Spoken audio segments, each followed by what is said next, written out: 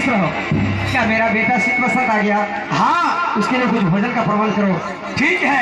आइए शीत बसंत बाबू, माता जी से मुलाकात कीजिए।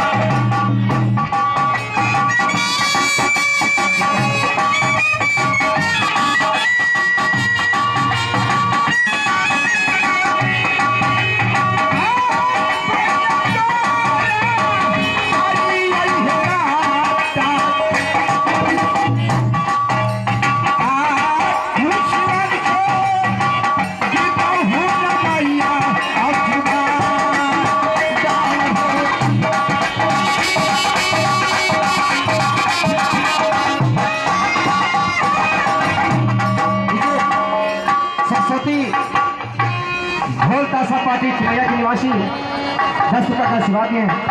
पार्टी को धन्यवाद। खुशी दिल से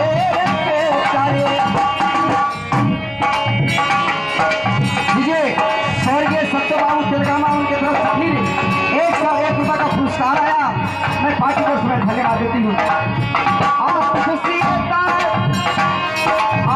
दिल से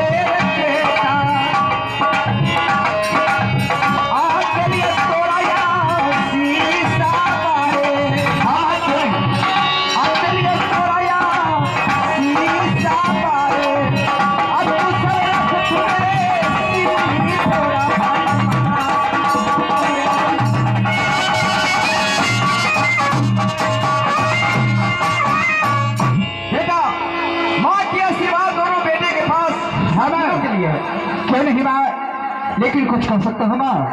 और कैसा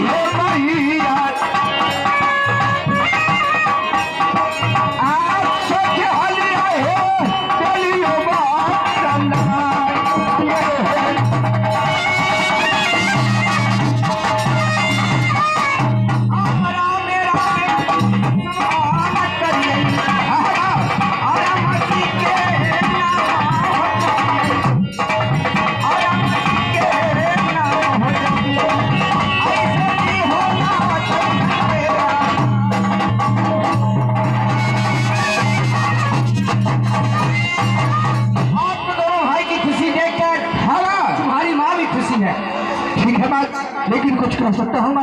हाँ क्यों नहीं, कहो। हो जाला दी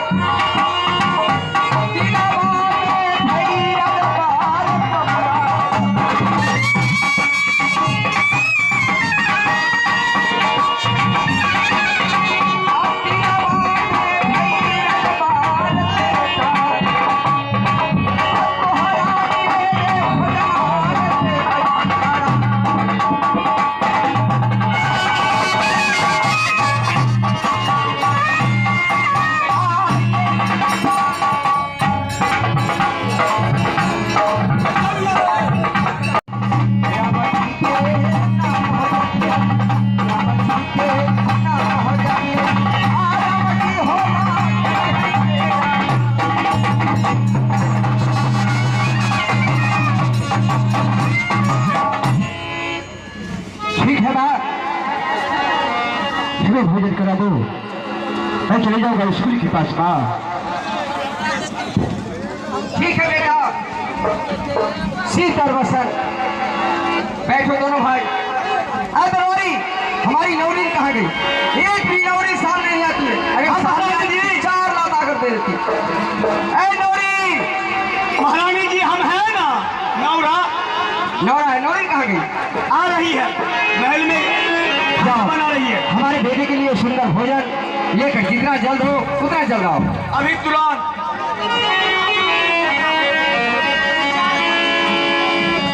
कितने मुद्दत बाद मिले हो, बाद मिले हो, ऐसे में क्यों घूमे रहते हो। कितने मुद्दत बाद मिले हो, कितने मुद्दत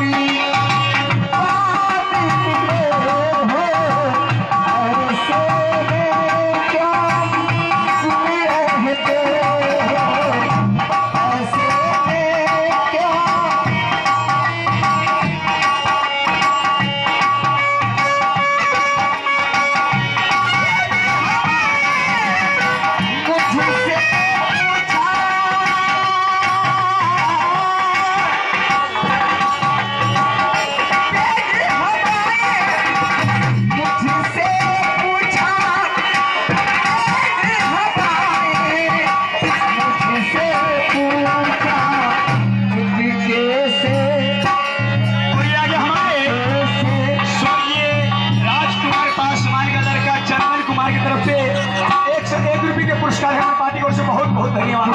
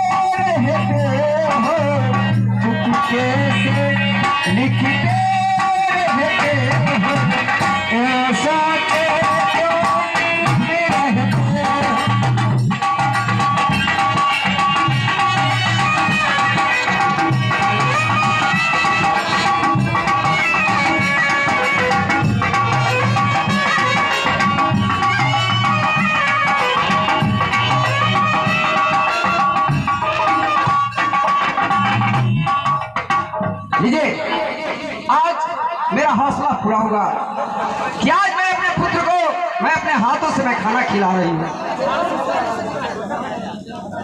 अब चाहे रोज आवे लुट तेरे सुन के आई हो नींदिया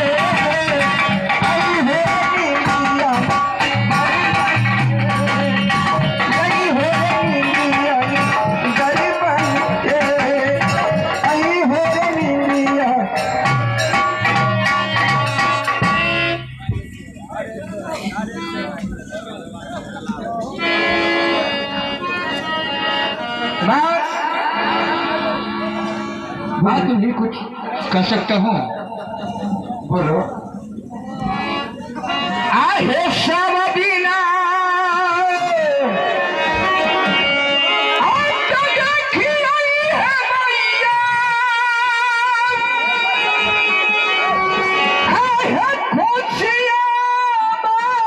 मुझे गदावा है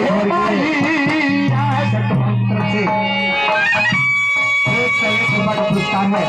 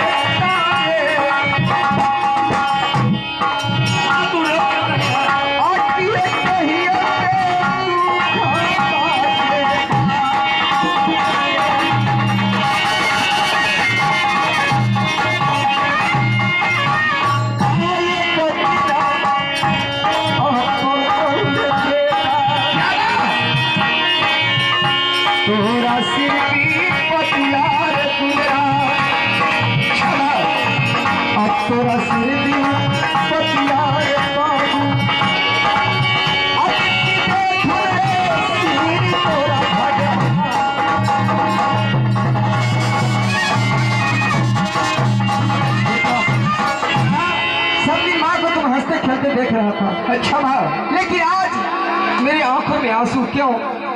कि बराबर तुम्हारा पिता शिकार खेलने की जंगल में रहते हैं। अच्छा, हमारी तबीयत बराबर खराब रहती है, तुम दोनों भाई पढ़ने के लिए स्कूल रहता है। हो सकता है कि हमें कुछ हो जाए तो अपने दिल की बात मैं किसी कहूँगी। आगे तो हरा के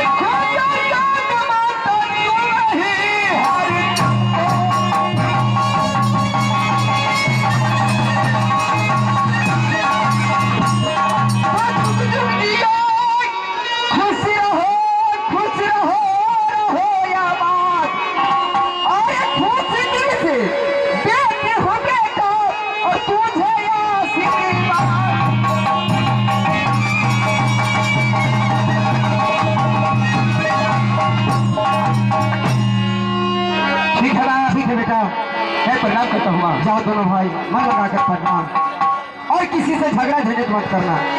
जाओ। वहाँ तेरे शहर में आए हैं मुसाफिर की तरह, कि हम तेरे शहर में आए हैं मुसाफिर की तरह, कि हम तेरे शहर में आए हैं मुसाफिर की तरह।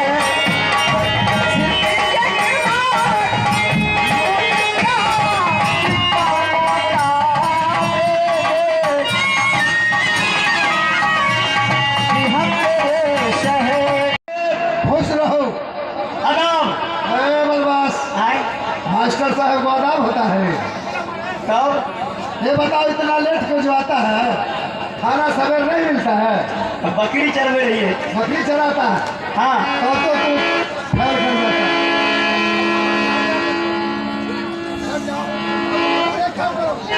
अब बोलिए साहब, मास्टर साहब। और जितने विद्यार्थी को आने में लेट है सबको बुला के लाओ। ये मंगली बुधनी गे।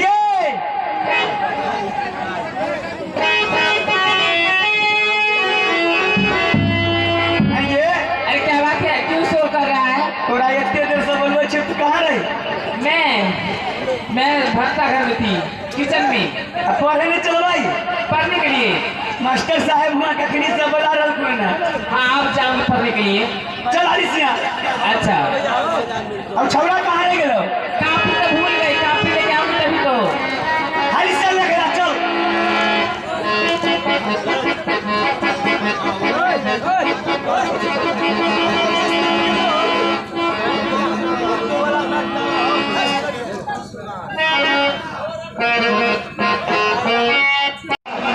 इधर आओ। जी सर। ये बताओ तुम लोग आ गया हम लोग आ गई है। हैं? और शीत और बसंत नहीं अभी तक आया है। आता होगा। आता नहीं होगा, बोला के ले आ जाओ। शीत बसंत हाजिर हो।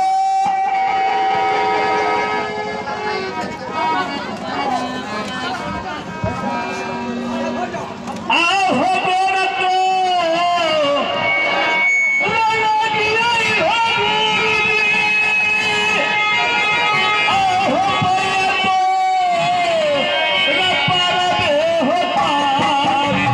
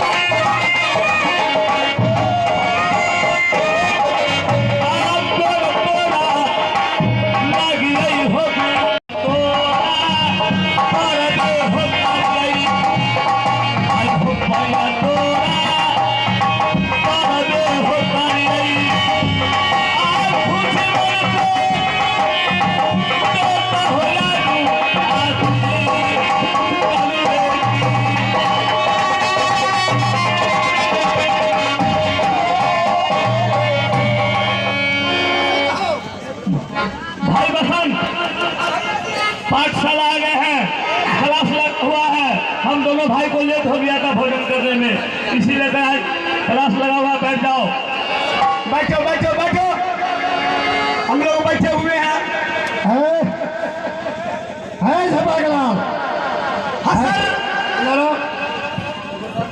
नहीं, हमको इधर रहने दीजिए।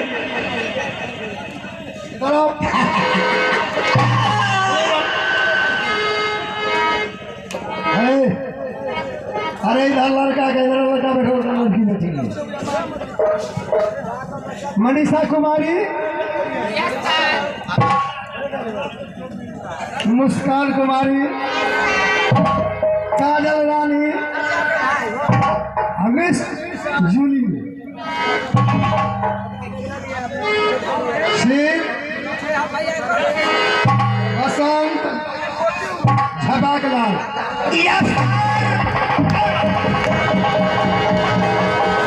कैसे ये सब होता है? गिना हुए तुम लोग को हाजिरी लगा दिए हैं, सुनो। आए और तुम लोग प्रार्थना में भी रो। प्रार्थना में हाँ, हमरा प्रार्थना नहीं करोगे। इतना दिन से चलो, उठो, चलो प्रार्थना करो। तुम लोग भी उठेंगे।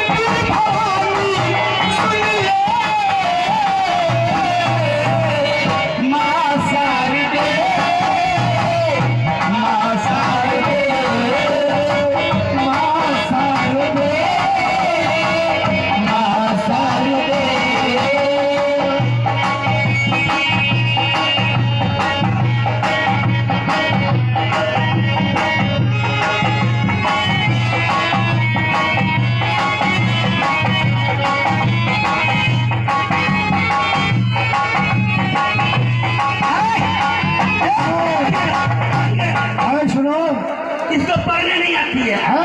अरे हमको तुम लोग अब लाइन में बैठ जाओ। अब क्लास लगने का समय हो गया।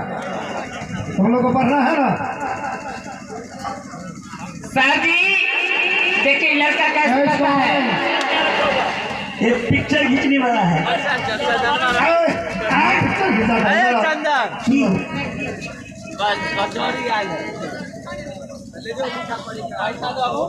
सुनो, हम मास्टर साहब हम अभी जा रहे हैं ऑफिस।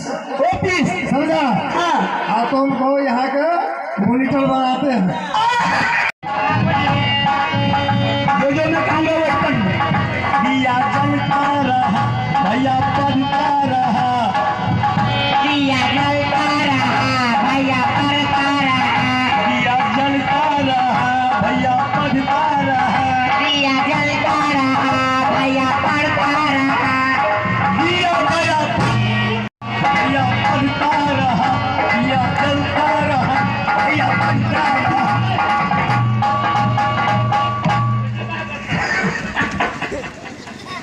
हम पढ़ा रहे थे ना, एक गुलाब परी, तुम क्या पढ़ोगी? पढ़ाई ना पढ़ो। तोर में मोर ये हम मास्टर साहब के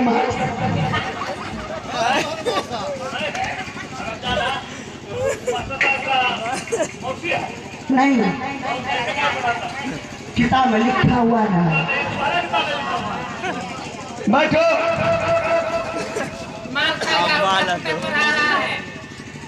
पप्पू मामू ओन्ली साइड में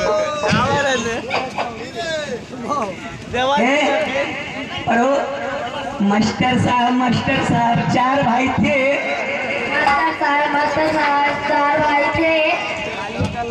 अब पटना से जूता चुरा के लाए थे। पटना से जूता चुरा के लाए थे। जाओ ख्याल करो। तुम लोग इधर आओ। ठीक है, बोलो।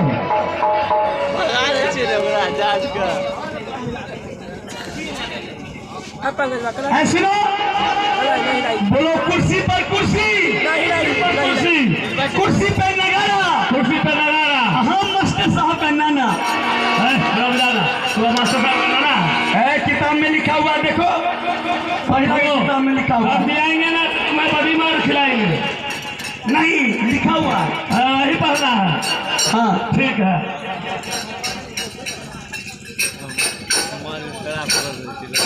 ठीक है, बोलो। चलने में चलौसा, चलनी में चलाओ सा। हम मास्टर साहब का मौसा। नई बात नहीं बनूंगा। हम मॉनिटर ना है। अच्छा, चलो ठीक है, बोलो। याद करो, चलनी में चलो सा। हम मास्टर साहब का मौसा। ठीक है, चलो। पर हो रे माने, ओ राजी धन, पर हो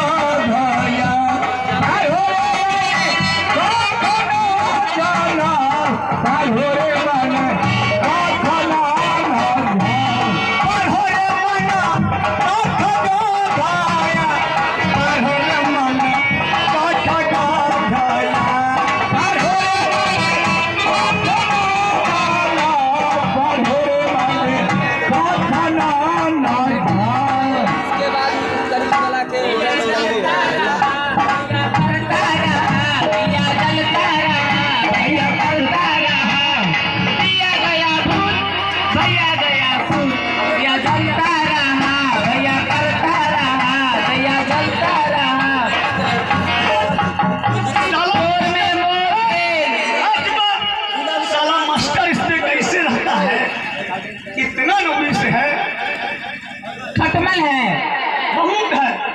दिया पैसा तोर में मोर गेल तोर फटल गेल मोर फटल गेल तोर में मोर गेल मोर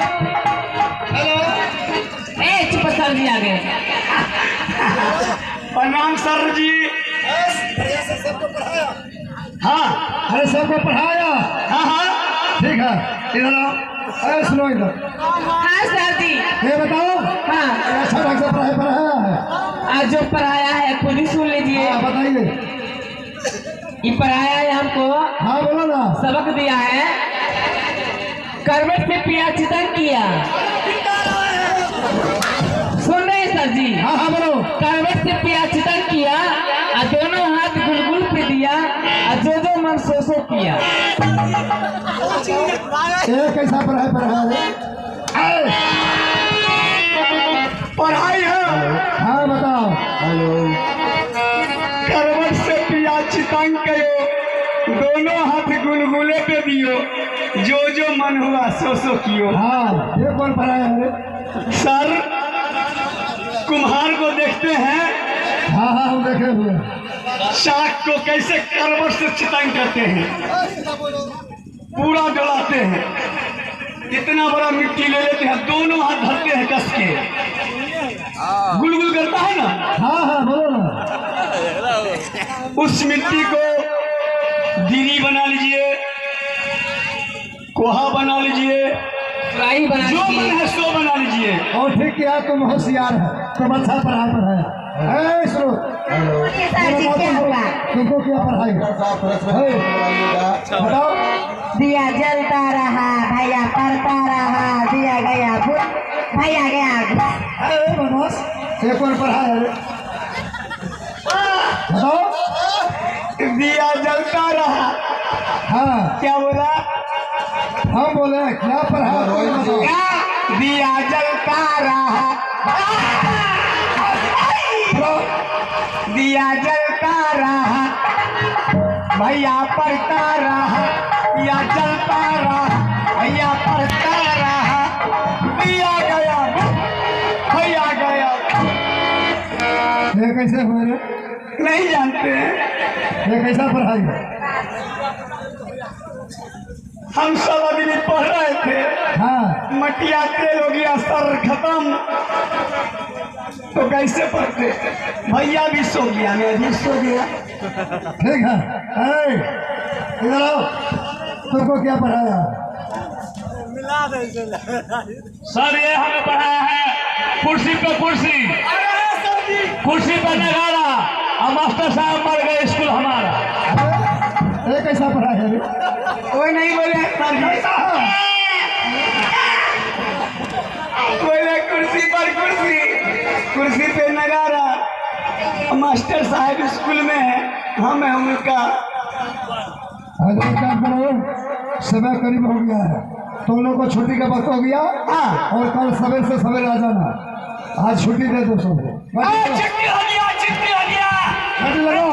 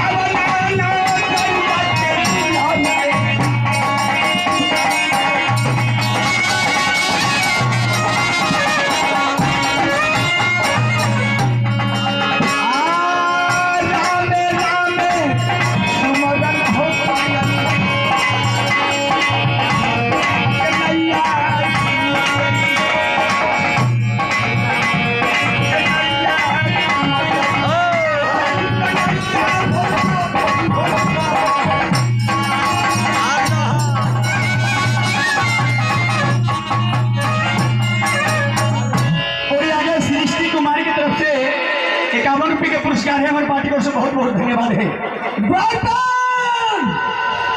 हाँ महाराज, ये पहले बता दो महल मेरा सुन क्या लग रहा है?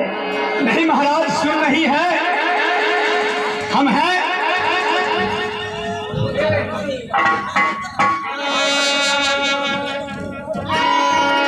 और ये आगे हमारे पंकज बराबर की तरफ से 101 रुपये के पुरस्कार है।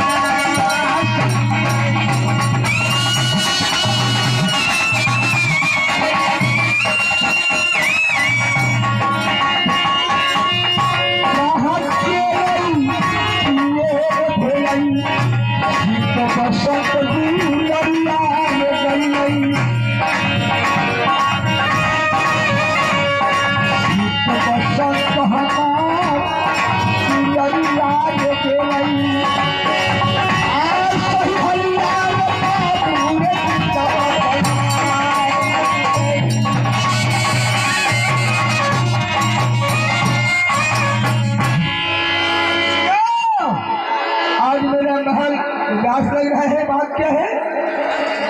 महारानी कहाँ गई है? महाराज, महारानी तो महल में बैठी हुई है। चलो ना। ठीक है चलो।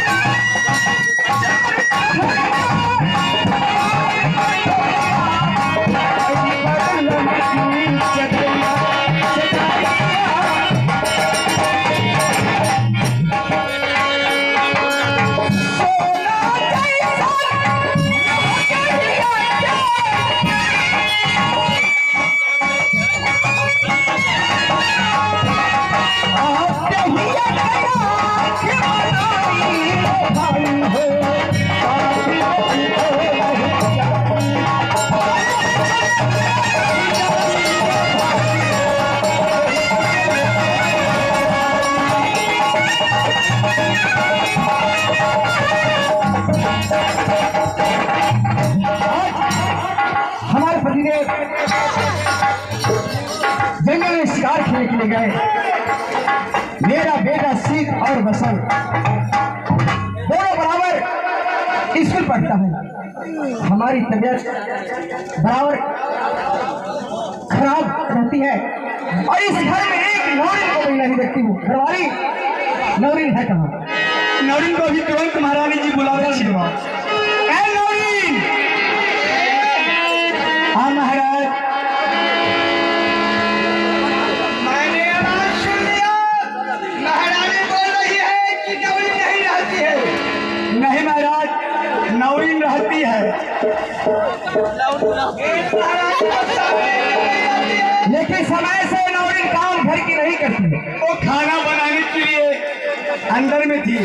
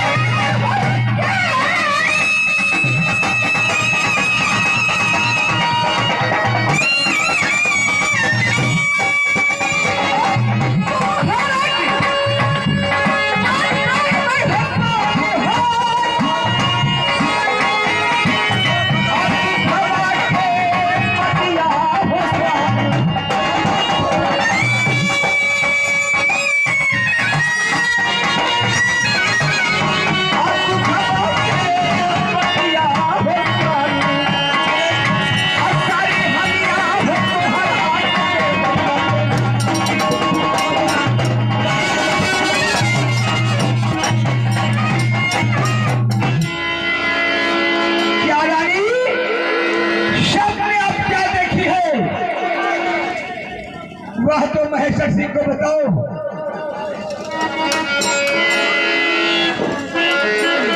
लीजिए राम परवेश जी दुबई निवासी, उनकी तरफ से एकांत पद पुरस्कार पार्टी घोषणा।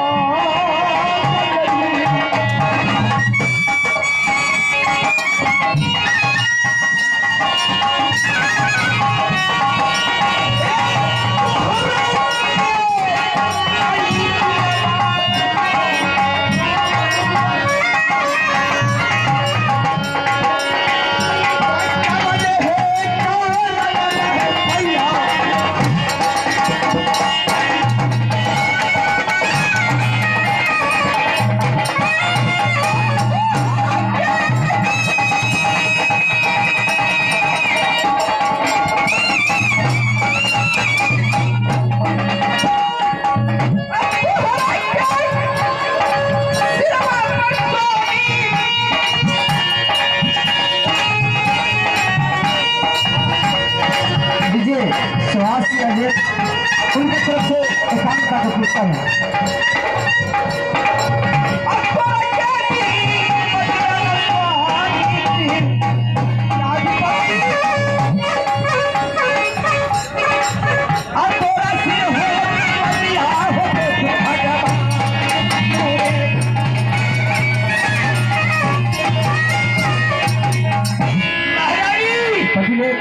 यह क्या कर रही है?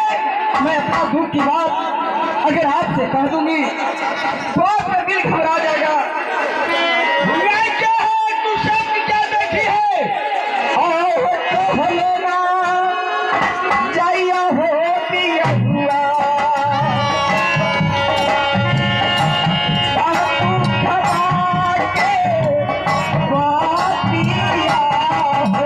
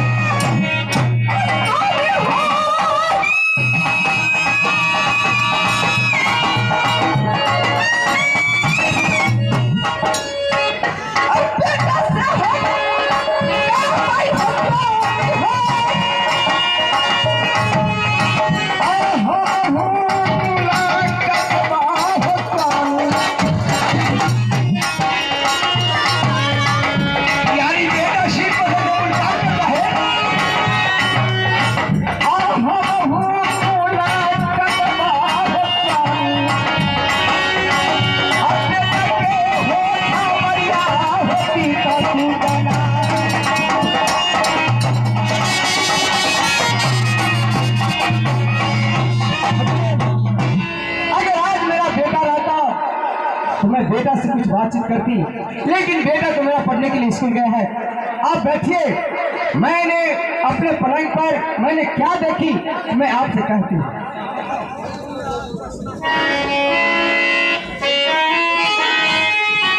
नौरी, क्या है महारानी? तुम भी बैठो, बैठो मेरे साथ, यहाँ बैठो। सोई हुई थी रंग महल में, देखी अजगुती बात।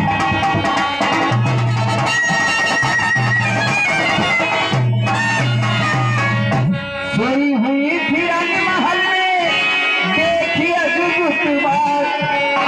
एक गोरैया, दो परानी और रंग महल के पास।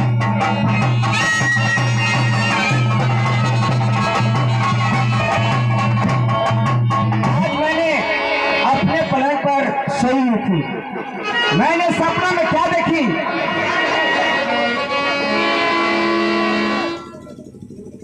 एक गोरैया, दो प्राणी थे, उसके पास 2 लाल था। कुछ दिन बीत जाने के बाद तो बगरा, हाँ बगरा और बगरी, बगरी बेचारी मर गई। किसी के कहने पर बगरा ने दूसरा शादी कर लिया। मैंने ऐसे बात मैंने सपने देखी। मैं सोचती हूँ कि हमारी तबीयत बराबर खराब रहती है, आप भी किसी के बहकाव में पड़ के कहीं दूसरा शादी न कर ले। महारानी ये होने का नहीं है। महेंद्र सिंह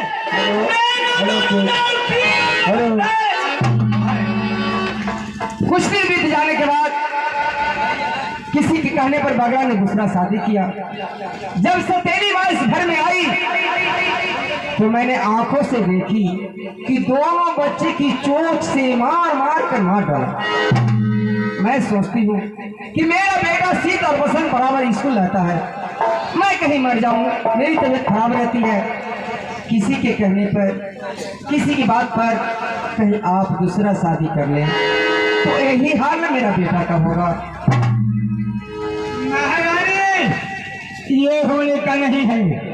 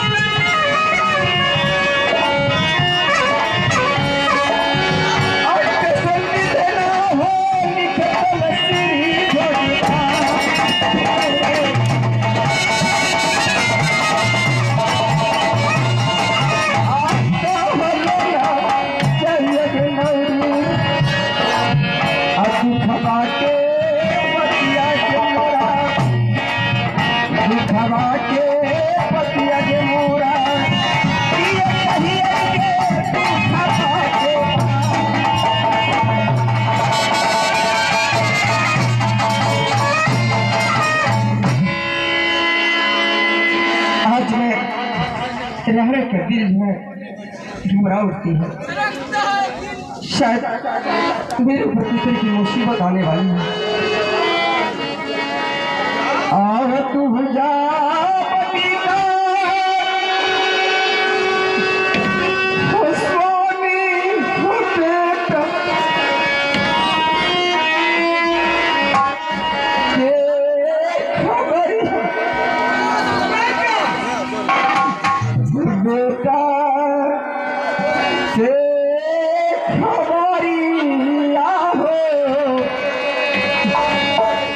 स्कूल से देता हो स्वामी बोला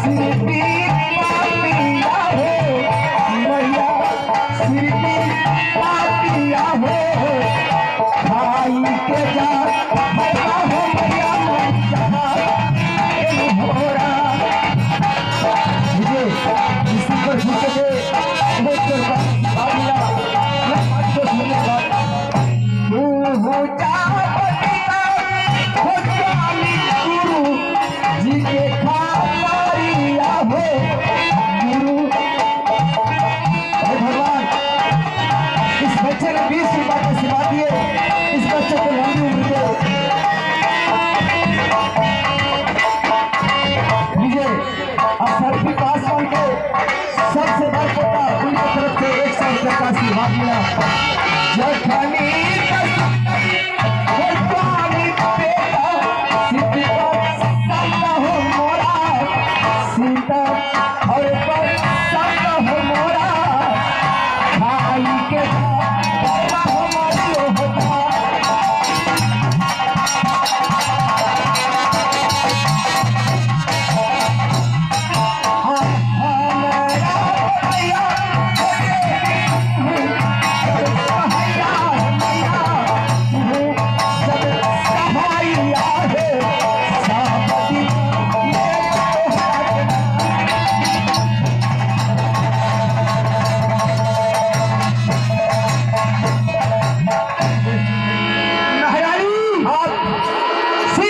बेटा को मुझे बुलवा दीजिए।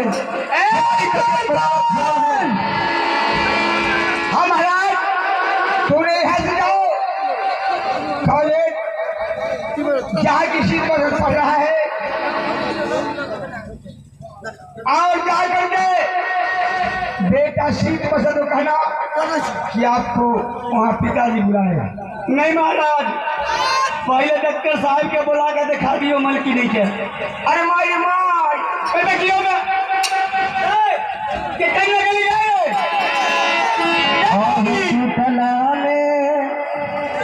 जय छो स्वामी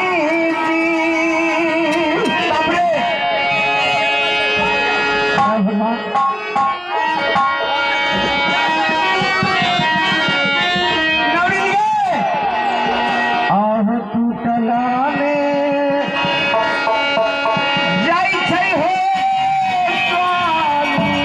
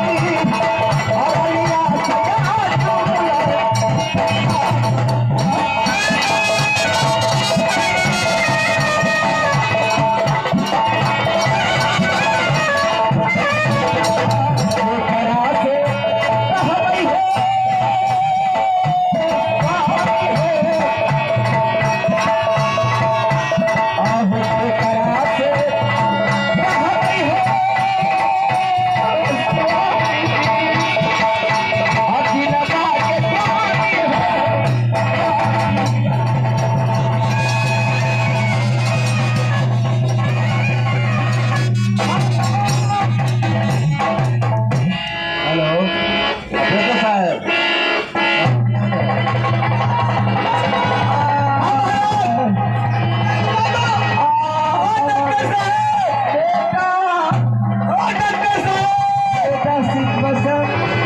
फोन कर दिया स्वामी जी, फोन कर दिया डॉक्टर साहब हो। बाप रे क्या हो गया? अरे आदमी बताई ना हल से चलो हमें जरा। क्या हुआ? अमर मालकिनी के मन खराब है। अच्छा इमरजेंसी है। हाँ चलो चलो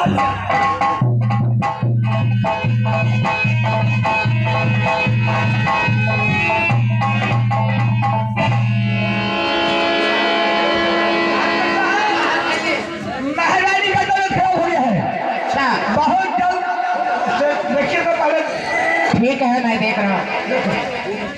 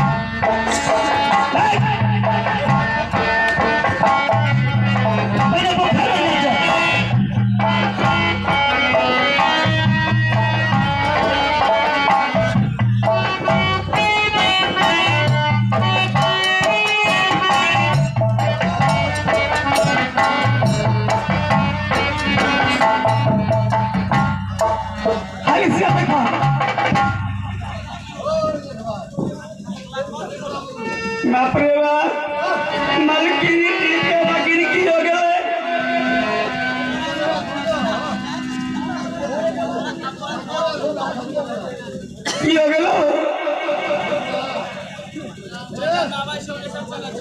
अच्छा को फिर तू यानी कर ले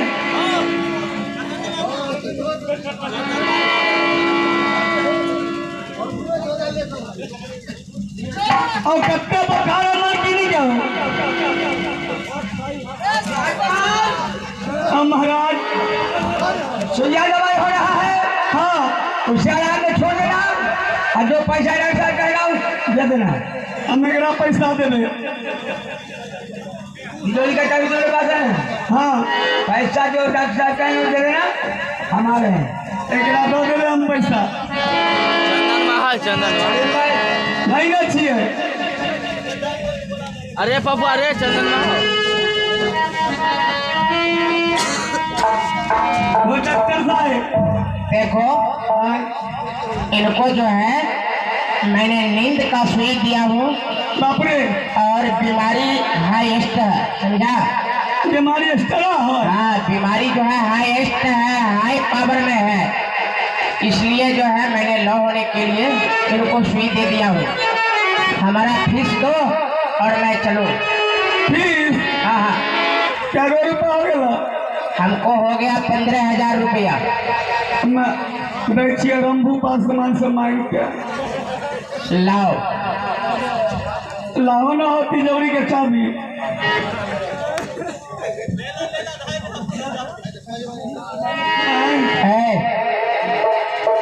डॉक्टर मांगता है बिगर फीस का क्या रुपया हो गया अरे मैंने कहा सुना नहीं तूने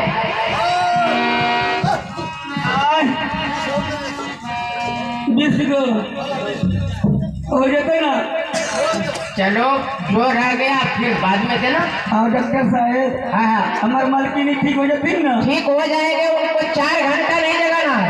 बाप रे, 4 घंटा उनको टोकना भी नहीं है, समझे ना? टोकना नहीं है।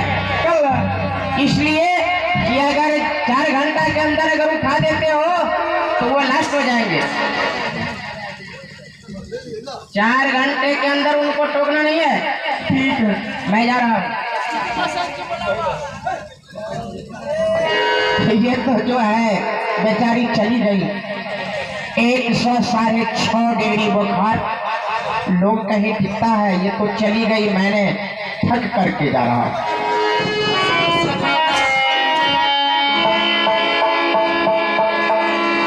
मोटरसाइकिल से पहुंचा दियो, चल चलो ना। मलकिनी, मलकिनी, बाप रे, कला ना बोलो जी, बउआ जी,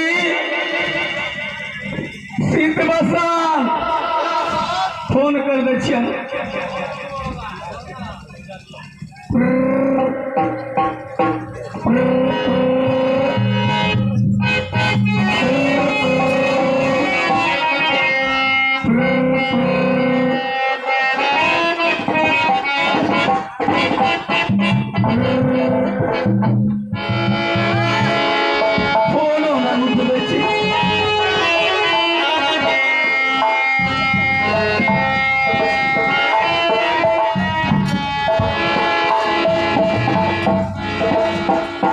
प्रणाम मालिक, तुम्हारे क्या मलकिनी जी नहीं उठे जी? क्या? हाँ, मलकी नहीं उठा, क्या हुआ? डॉक्टर सुइया दवा दिए? कल की उसको याद दवा दे दिए हैं, लेकिन 4 घंटा नहीं उठाना।